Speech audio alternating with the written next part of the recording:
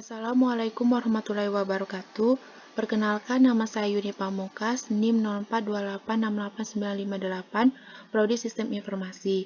Di sini saya akan mencoba melakukan praktikum tugas mata kuliah pemrograman berbasis perangkat bergerak.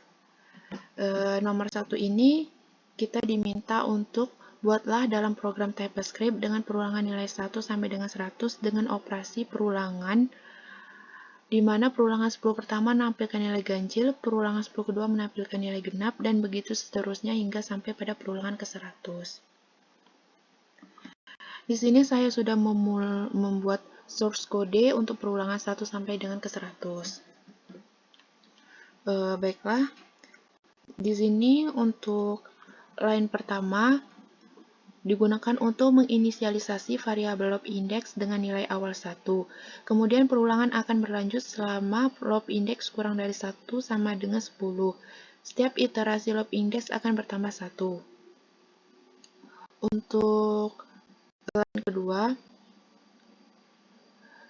perintah yang digunakan untuk mencetak ke konsol pesan yang menunjukkan nomor perulangan saat ini. Misalnya mencetak perulangan 10 ke 1. Untuk line ketiga, pernyataan yang digunakan untuk menginisialisasi variabel total dengan nilai awal 0. Variabel total akan digunakan untuk menghitung jumlah dari angka-angka yang sesuai dengan kriteria tertentu dalam perulangan. Selanjutnya, ke line kelima ini digunakan untuk memeriksa apakah loop index adalah angka ganjil.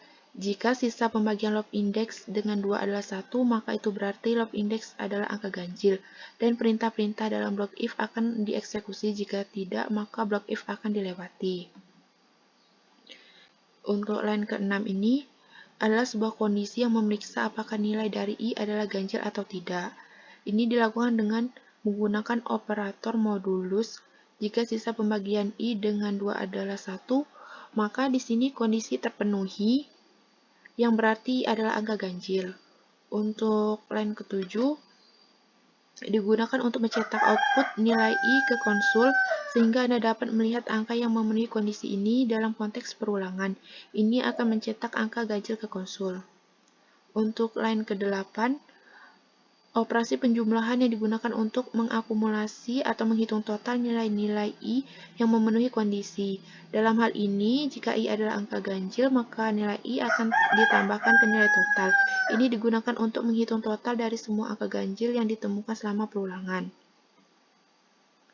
Selanjutnya, untuk line ke-10 atau else digunakan dalam sebuah pernyataan kondisional untuk menentukan blok kode yang akan dieksekusi jika kondisi sebelumnya, kondisi ini terpenuhi. Jadi jika i bukan angka ganjil, maka blok kode ini dalam else akan dijalankan. Selanjutnya, untuk line ke-11, kondisi ini memeriksa apakah nilai i adalah angka genap atau bukan. Jika sisa pembagian i dengan 2 adalah 0, maka di sini akan terpenuhi, yang berarti i adalah angka genap. Untuk line ke-12 ini digunakan untuk mencetak output nilai i ke konsol jika nilai i memenuhi kondisi, yaitu jika i adalah angka genap. Untuk line ke-13 adalah operasi penjumlahan yang digunakan untuk mengakumulasi atau menghitung total nilai-nilai yang memenuhi kondisi ini. Dalam hal ini, jika i adalah angka genap, maka nilai i akan ditambahkan ke nilai total. Ini digunakan untuk menghitung total dari semua angka genap yang ditemukan selama perulangan. Selanjutnya, untuk line ke-17 adalah pernyataan yang mencetak garis putus-putus ke konsol. Ini sering digunakan dalam output konsol untuk membedakan bagian-bagian berbeda dari output.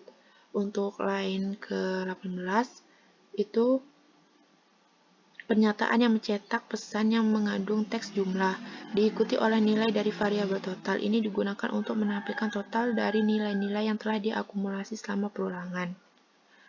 Pesan ini akan mencetak sebagai bagian dari output konsol dan akan diakhiri dengan karakter baris baru, sehingga output selanjutnya akan muncul di baris berikutnya dalam konsol.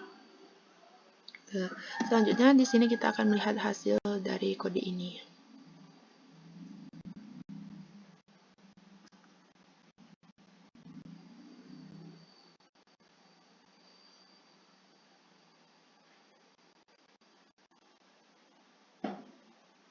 Baiklah, di sini output dari kode yang telah kita buat tadi menghasilkan perulangan 10 ke 1 yang menampilkan nilai ganjil yaitu 1, 3, 5, 7, dan 9 dengan jumlah 25. Kemudian perulangan kedua yaitu nilai genap yang menghasilkan 12, 14, 16, 18, 20 dengan jumlah 80.